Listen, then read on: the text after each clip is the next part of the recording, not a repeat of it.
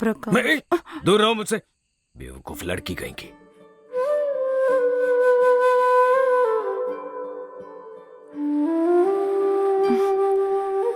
इस तरह बीच मझधार में छोड़ने के लिए ही 12 साल से प्यार के नाम से मेरे पीछे भाग रहे थे। हाँ, मुझे लेटर भी लिखा करते थे, बार बार मुझसे मिलने बेंगलोर भी आते थे ना। हाँ, बोलो प्रकाश, क्या हुआ? जवाब दो मुझे, बोलो।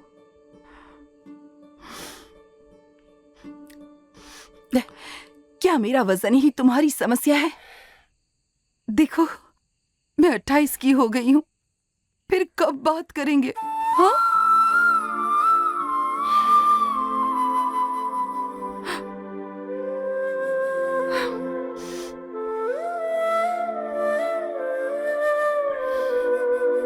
देखो, सेंटी करने की कोशिश मत करो। उस दिन इस प्यार का आधा भी दिखा दिया होता ना तो मेरी बेइज्जती नहीं होती सबके सामने।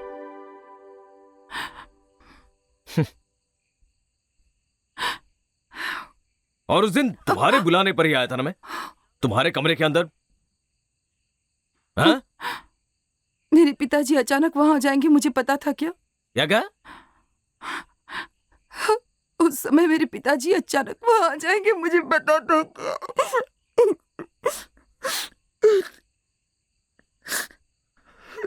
हाँ ओके, तुम्हें पता नहीं था, लेकिन उस इंसान के सामने मुझ पर इल्जाम लगाकर तुम भाग क्यों गई थी? तो मैं क्या करती? मैं स्टक हो गई थी।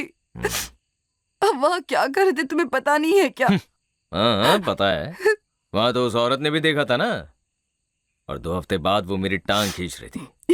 सिर्फ वही लोग नहीं, वो भास्कर के घर वाले भी उस बात को लेकर मेरा मजाक उड़ा रहे थे। वो बेइज्जती मैं कभी नहीं भूल सकता। तुमने खुद को तो बचा लिया, इल्जाम मेरे सर पर डाल दिया। ऐसा मैंने बोला क्या? तुमने नहीं बोला, लेकिन जो बोलना था वो भी तो नहीं बोला। पिताजी ने सब कुछ बोल दिया, उनको तो मौका ही मिल गया ना। प्रकाश, पिताजी ऐसा कुछ नहीं सोचेंगे। उन्होंने ही मुझे यहाँ भेजा है प्रकाश, तुमसे बात करने के लिए। वो तो बोलेंगी। प्रकाश, तुम किसी पर भी भरोसा नहीं करते हो, इसलिए पिताजी ने मुझे ये कहकर भेजा है कि अगर प्रकाश तुमसे आज भी पहले की तरह प्यार करता है तो उससे शादी कर लो। मुझे कुछ भी नहीं सुनना अब। बात करनी है। मैं किसी अनजान इंसान के साथ जिंदगी नहीं जी सकती प्रकाश। हम एक दूसरे को बहुत करीब से जानते हैं ना।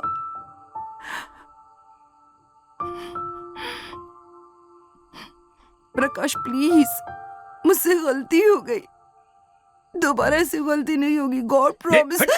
सुन, ज्यादा लाड़ मत दिखा।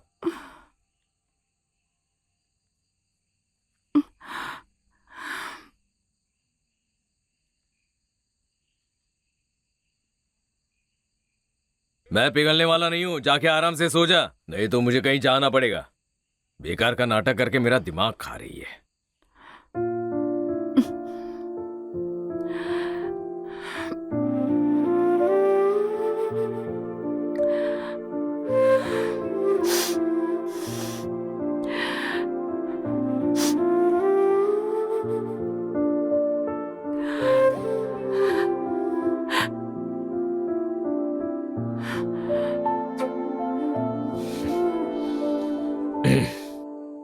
माफ कर देना प्रकाश, रियली सॉरी। 2 साल हो गए, इस बीच मैंने तुमसे कई बार बात करने की कोशिश की, सॉरी लिखकर मैसेज भी भेजे, पर तुमने किसी भी मैसेज का रिप्लाई नहीं किया। मैंने सोचा था कि वक्त के साथ तुम्हारा गुस्सा कम हो जाएगा, और उस बीच मामा हॉस्पिटल में थे तो लगा तुम टेंशन में उलझे होगे, लेकिन तुम्हारे दिल में मेरे लिए इतना गुबार है ये मुझे पता नहीं था।